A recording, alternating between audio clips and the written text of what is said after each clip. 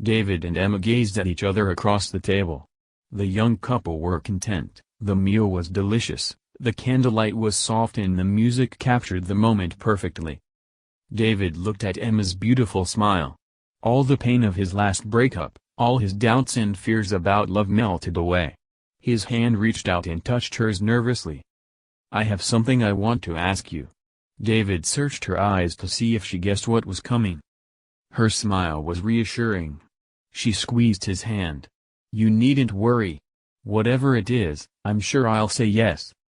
A huge wave of excitement went through him as he prepared to ask the most important question of his life. From the corner of the restaurant, a strange man watched them. He sat, stiff and unmoving, at his table, pretending to read a menu. But all the while, he stared with cold eyes at the young couple. Back at their table, David suddenly felt his nerves return. "Excuse me," he said to Emma. He pushed his chair back and went to the toilet.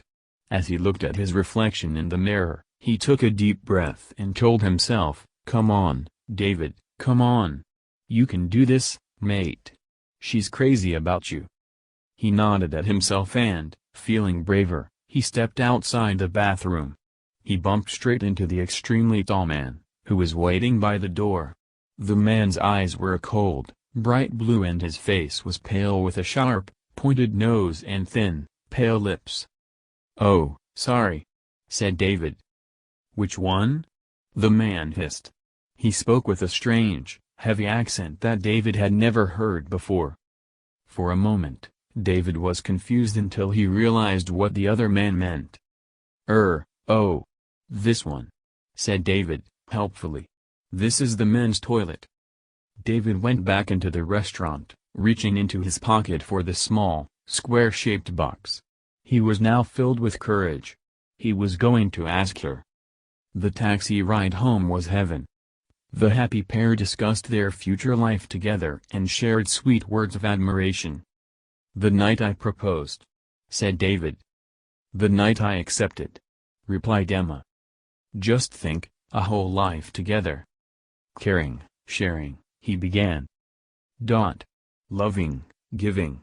Emma finished his sentence. They smiled at each other in love and excitement. "You are so wonderful," sighed David. "And you're absolutely gorgeous," said Emma. "I've never met anyone so lovely and kind. I'm so happy I could sing." But as they entered their block of flats, holding hands, a tall figure watched them from the shadows. "Which one?" he whispered to himself. He watched the building, waiting for a light to come on and give away which flat was theirs. 1 minute went by, 2, there it was. The light went on in a third-floor window.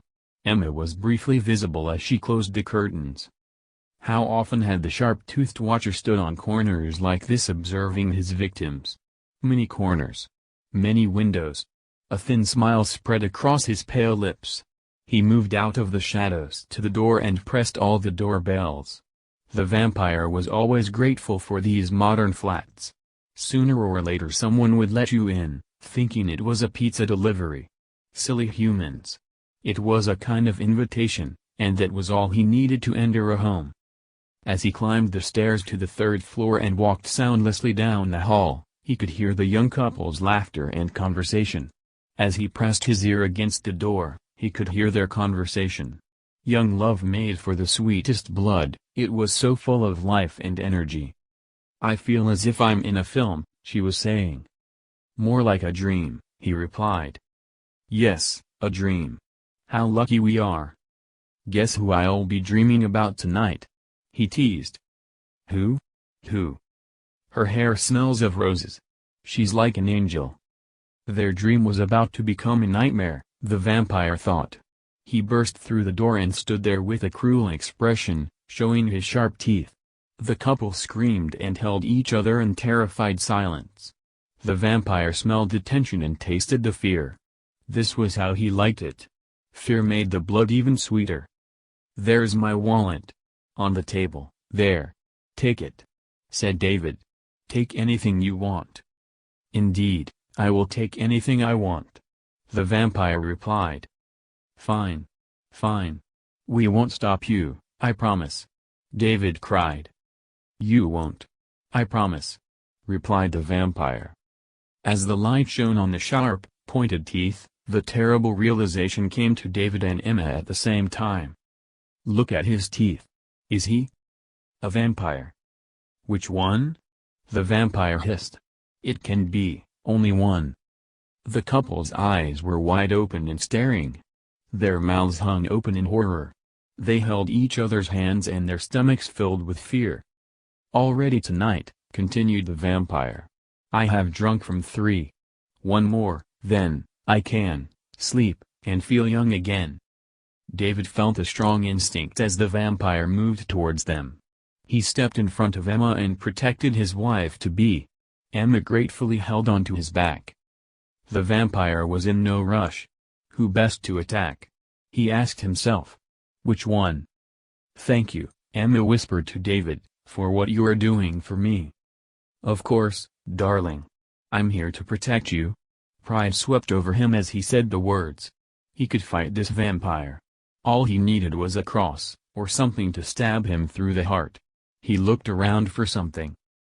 "You are so selfless to offer yourself so bravely," continued Emma, admiringly. "Pardon?" asked David. "What the hell are you talking about?" "Oh," said Emma. "I just thought that with your love for me and everything." David and the vampire stared at each other. "Now, listen, Emma. There is no doubt about my love for you." "Really?" she replied, her voice heavy with disbelief. "But you can't expect me to just throw away my life." "I wasn't saying you should," she said. "It's just one of our options, that's all." "Well, think of another one," he argued. "Why don't you offer yourself up for me?"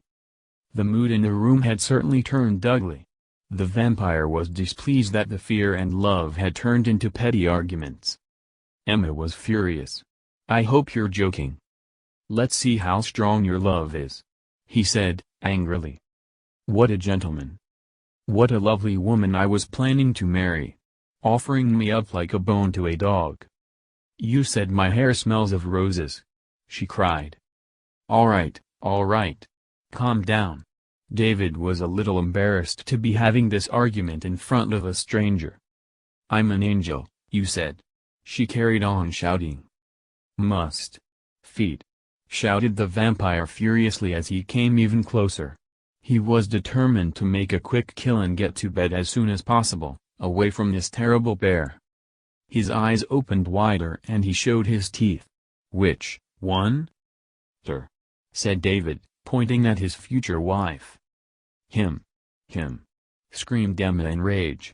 "Please, take him." The vampire approached David. "She's younger. Sweeter," said David. The vampire turned to Emma. "He's bigger. There's more of him," she said, pointing desperately.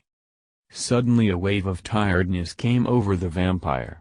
He was centuries old, and listening to them was exhausting and depressing. How could he feel better by feeding on either of these pathetic creatures? He looked down upon their terrified faces and cried, "Bad blood." And with that, he disappeared into the night air and left Emma and David alone together.